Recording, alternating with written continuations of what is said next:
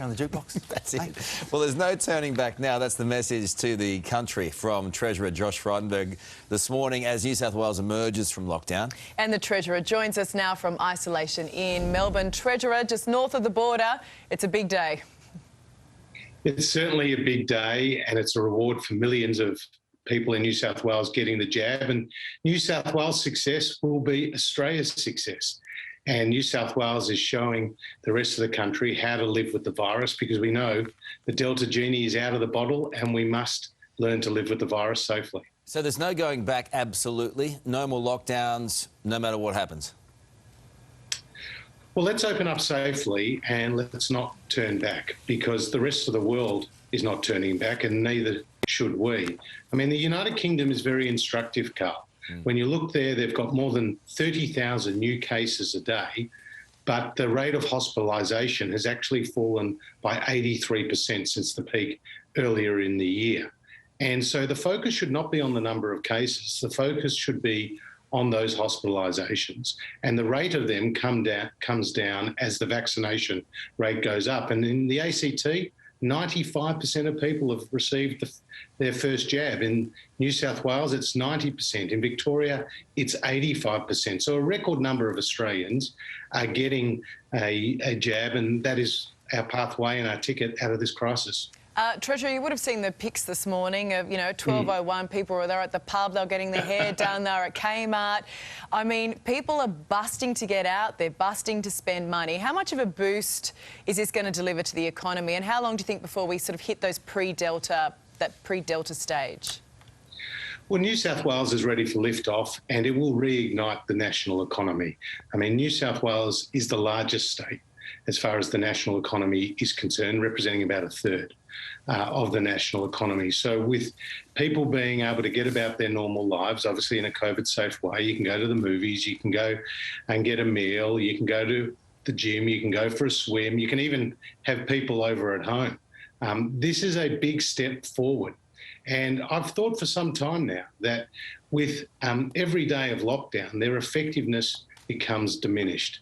And so we need to learn to live with the virus. And remember that old cornflakes ad, Ali? The simple things in life are often the best. And right now, I think millions of people in New South Wales are saying that is so. All right, let's have a look at a couple of other issues now. Have you done a deal with the Nats on zero emissions? Bridget McKenzie's been pretty vocal about that, your old sparring partner. Have you done a deal? We had Matt Canavan on earlier too, and I think he'd rather put his hand in a coal furnace than sign up to zero emissions. So I don't know what you're going to do about that. Look, we're working through those issues today. We've got a meeting of the leadership group, and it's an important opportunity to work through our plan. And this is a very important issue. And as you know, I made a speech about this the other week, and about how the international markets are moving. They're factoring in a net zero world, and that affects everything from the assets that they buy to the way they assess risk in financial markets, and that really matters to Australia. Yeah, but Great Britain, Karl. But Treasurer, Great Britain's a basket case at the moment with energy. And the key is to make sure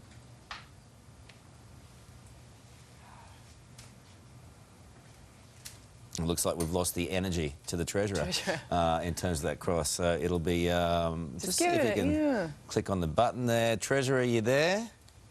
Yeah. Can you hear me okay? He's back. Okay, keep going where you left off.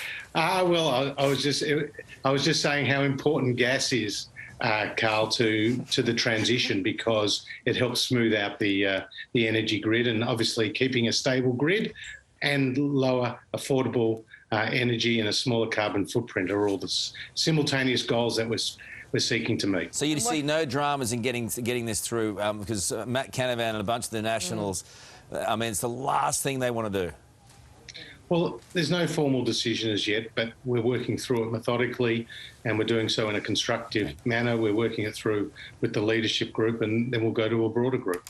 All right, well, look, good luck with that, because just listening to Matt Canavan this morning, I don't think he's going to be receptive to pretty much anything you put on the table. He's coming to us outside the Coal Museum. He ain't buying in.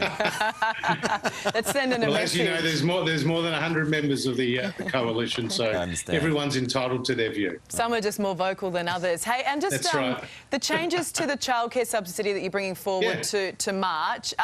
Look, it is good news, but you're going to have to offer families more ahead of the next election, aren't you? This won't be enough. Well, there are a lot of things we're doing for families. We're cutting taxes for families. We're boosting health services and mental health services. And, of course, childcare.